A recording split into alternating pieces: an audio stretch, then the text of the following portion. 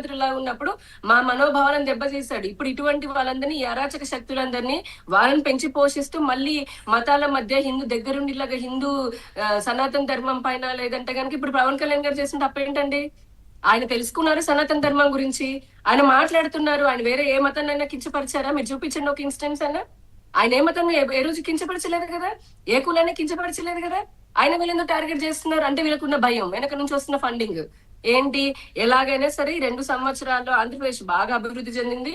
అత్యాధునికంగా 5th generation stealth యుద్ధ విమానాలు రహస్యంగా పుట్టపర్తిలో అంత స్థాయి కంపెనీలు కూడా రాష్ట్రానికి వస్తున్నాయి. 24 లక్షల కోట్ల పెట్టుబడులు వచ్చాయి. ఇంకొక 2 సంవత్సరాల్లో అమరావతి ఇవన్నీ పూర్తయిపోతాయి. అనుకున్నట్టుగా ఉద్యోగ ఉపాధి కల్పన జరుగుతుంది. మనం ఇంకా మళ్ళీ ఆ వచ్చే 11 కూడా సీట్లు రావని చెప్పనని ఆల్రెడీ నోటి బాగా దురదెక్కినటువంటి ఈ ప్రశ్నరావణ్ జోసెఫ్ లాంటి వాళ్ళని పెంచి పోషించడమే కాకుండా వాళ్ళకి మద్దతు ఇస్తున్నాడు. అసలు ఇంత మొన్న అమరావతికి వెళ్తే అందుకే కానీ ఇటువంటి అంటే ఎటువంటి నెగిటివిటీని వాళ్ళు ఇంకా పెంచి పోషించుకుంటే ఎటువంటి వాళ్ళకి సపోర్ట్ చేస్తున్నందుకే మన కోడిగుడ్లు తీసుకొని కొట్టారు అమరావతిలో. ఇదే వీళ్ళందరూ వెళ్ళారు కదా వైసీపీ వాళ్ళు, అది వాళ్ళకి తెలియదా? ఇంకా ఇటువంటి మాటలు మాట్లాడితే ఈసారి హిందువులు అందుకే ఇప్పుడు అవుతుంది.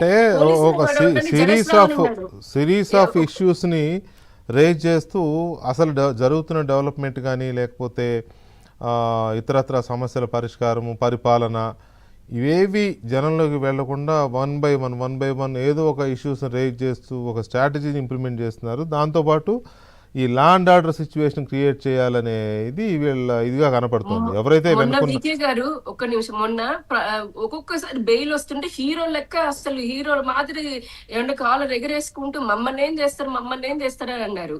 మీరు ఆయుధం పట్టుకోకుండా మీరు ఆయుధం పట్టుకొని రాజ్యాంగానికి వ్యతిరేకంగా మీరు చట్టానికి వ్యతిరేకంగా వెళ్తే చట్టానికి బాగా తెలుసు ఏ రకంగా ఏమంటారు కాల్చి వాత పెట్టొచ్చు అనేది. అట్లా అక్కడ కాల్చి పెట్టినట్టుగా పెట్టారు. సహనం ఉన్నంత సేపే కదండి చట్టం కూడా ఊరుకుంది. ఈ రోజు అందుకే కదా ముఖ్యమంత్రి గారు అంత తీసుకున్నారు.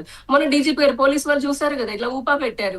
ఊపా పెట్టగానే కొంతమంది సోకోళ్ళు మేధావులు బయటకు వచ్చేసి ఊపా ఇతను పిచ్చుకనండి. ఏ పిచ్చుకండి?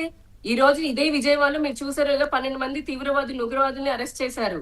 ఈ రోజున మామూలు ఒక్కొక్క చోట ఇలానే మనం అమాయకులు పాపం చిన్న చిత్తక అనుకుంటున్న వాళ్ళు టెలిగ్రామ్ లాంటి యాప్లో ఎక్కడెక్కడో తీవ్రవాదులకి స్లీపర్ సెల్స్ లాగా పనిచేస్తున్నారు.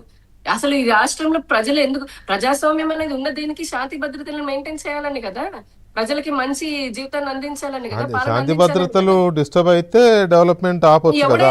మరి దానికి ఒకటికి బుద్ధి చెప్పాలి కదండి. చెప్పకుండా ప్రతిసారి వదిలేస్తుంటే మా కుటుంబకున్న ప్రాబ్లం కూడా ఇదే. మీరు ఎన్నోసార్లు డిబేట్లు చేశారు, ఎంతన్నా మీరేం యాక్షన్ తీసుకోరండి, మీ ప్రభుత్వం కఠిన చర్యలు తీసుకోవట్లేదండి. ఈ రోజు తీసుకొని చూపించామండి ఒకడికి. ఎందుకంటే అవసరం ఇది. ఇటువంటి వైసీపీ వాళ్ళ ఆటలు గనక నిజంగా ఆపకపోతే వాళ్ళు వెనకాల నుండి చేస్తున్నటువంటి ఈ మతోన్మాద రాజకీయాలు, ఈ అరాచక రాజకీయాలు, ఈ రాష్ట్ర వ్యతిరేక రాజకీయాలు ఏవైతే ఉన్నాయో అటువంటి వాటిని ఆపకపోతే, ఇప్పుడైనా సరే ఆపకపోతే రాష్ట్రం ఇంకా రాబోయే 2-3 సంవత్సరాలు వాళ్ళు అల్లకల్లోలం చేస్తారు.